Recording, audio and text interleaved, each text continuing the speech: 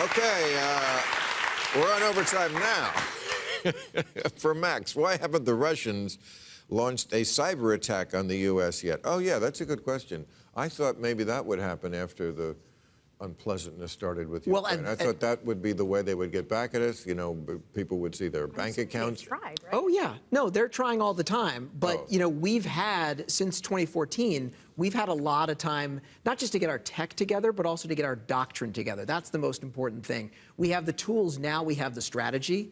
You know, he's been fighting, it's called fighting in the gray zone, and he's been fighting in the gray zone for quite a while, and we're just starting to get better, which may explain why he rolled in the tanks when he did, because they were a generation ahead of us in asymmetric means, but we have been catching up. Oh, good. So, not to say they won't. I mean, right. This is something very important. Everyone should back up their data. If you've got something in the cloud, it's not a cloud. It is a data park somewhere, and it can be hacked and wiped out. So if you got something important, put it on a drive, put the drive in a drawer. Note to self. Yeah, that's okay. Mr. Secretary, how has Russia's invasion of Ukraine affected a possible revival of the Iran nuclear deal? Where are we with the Iran nuclear deal? We had it, we get rid of it, now we're trying to get it back. Well, Russia was threatening to undercut it, but seems to have backed off on that. Let me say one thing, Bill, which is not recognized enough, and that was in 2015 when the deal was cut. Russia was the most helpful country. And with the Iran nuclear deal. With the Iran nuclear, yeah, exactly. There were like 6 countries at the table, Six right? countries at the table, Who were the plus Iran. So U.S., Britain. 3 Europeans, U.K., French, Germans, right. Russians, Chinese. Okay. And why were the Russians the most helpful? Because they stepped up and allowed Iran to come into compliance. They took all their crap back to Russia, which was a great service. That's how they were helpful. I'm asking why. Why? Why? What was in it for them? Because they don't do things just because they're... Because all the countries there, including Russia, really did not want Iran to have a nuclear weapon. It was in nobody's interest. Right. Now, I think we will learn within days whether or not this deal will go down. Let me say unequivocally, it would be good for us if it did come back. There's a lot of white noise on this, but I'll give you 2 reasons.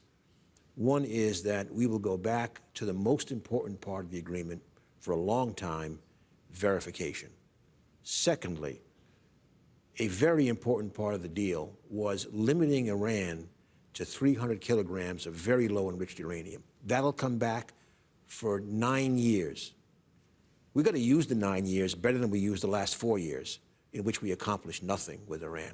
And meaning use the 9 years to get Iran to be a friendlier nation toward us? Either friendlier or use unfriendly means. But we've got to address the Houthis, for example. The what?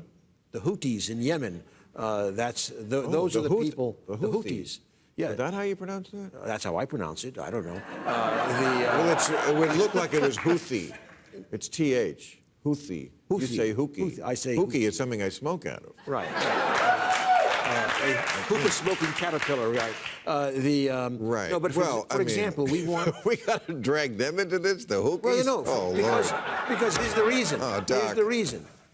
We want Saudi Arabia and the Emirates to help us. Okay. We've been asking them to make more oil. You know, they're kind of annoyed that they keep getting hit by rockets and drones, and we haven't done goddamn anything. Okay. So that's the reason. Watch your language on my show. This is not a brothel. I forgot. I thought you were the ACLU. Anyway. I'm kidding. Do you think we're lumping the Russians, I mean, too much with their government? I feel like in this country, what we're doing now, everything Russian is bad and every Russian is bad. And that might have, first of all, it's not fair.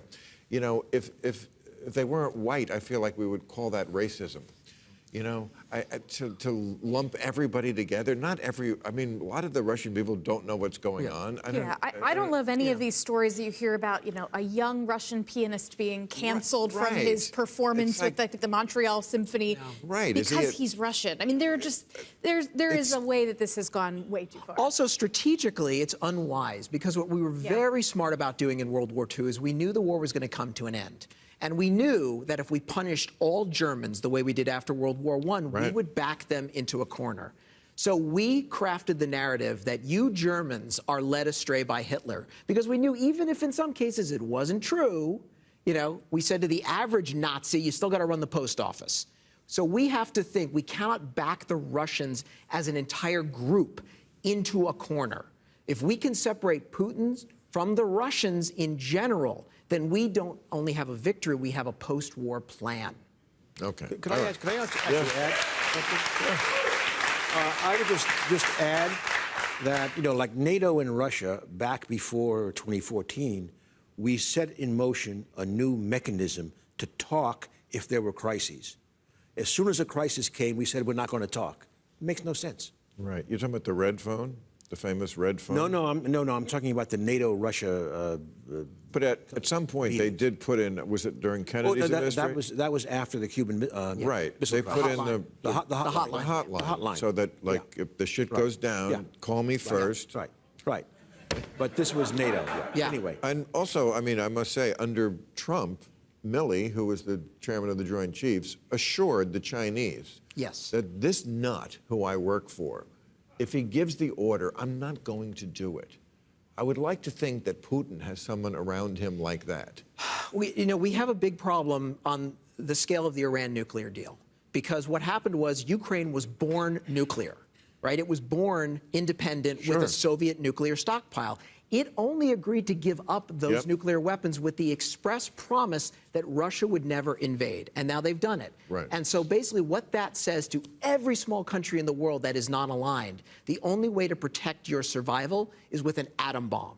Right. So the Iran nuclear deal is just one of many, many nuclear deals we're going to have to diffuse. It's not even just like non-aligned. I mean, Australia in the last couple of months has said, you know what? I think it'd be good for us to be a little bit more of a nuclear power. That they're even a country like them, who you used to be able to say, well, they're under the protection of the United States. It'll be fine. Even they're saying we'd like to be in charge of our own defense a little bit more. And how many times? Vietnam, Iraq with the Kurds, Afghanistan, this instance you just mentioned. How many times can we do this to countries?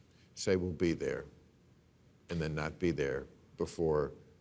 Well, but this is the big picture. This is what we need to talk about, Bill. This is a turning point in history with this war. This is the Haile Selassie moment. This is the moment when the Emperor of Ethiopia went to the League of Nations in 1936 and begged them to help us. Haile Selassie. He begged them to stop this dictator Mussolini from invading his country, right? And he said, today is us, tomorrow is you. And the world did nothing. And that gave the green light to another dictator, Adolf Hitler. You know, you've got a production assistant on this show, this kid. His family is Swedish. They're in Sweden right now. And they know what the Europeans know, what we don't seem to understand, is that if we don't stop Putin now, he will keep going. And I'm not saying we get involved. There is a line. NATO forces must never, under any circumstances, fire on Russian forces. That is the line. But if the Ukrainians are willing to shed their blood, not just for themselves, but for the entire world, we owe it to our children to help them. Because if we don't stop Putin, then we condemn our children and our grandchildren to another century of war. So, since you're Mr. Know-It-All, answer me this. Why do the Rastafarians worship Haile Selassie? What is that all about? I know a little bit about it. Tell me. Okay. That is a religion that it is similar to the ancient Hebrews, that Ethiopia is Zion, the Caribbean is Babylon, and they are a diaspora. The slaves brought to the Caribbean is the diaspora in Babylon, and someday they will return to Zion. But where does the pot come in? Where does this Rastafarian Haile Selassie and we never stop smoking blunts all day? What is that? I've always been confused about that. You got me there. All right. Thank you very much.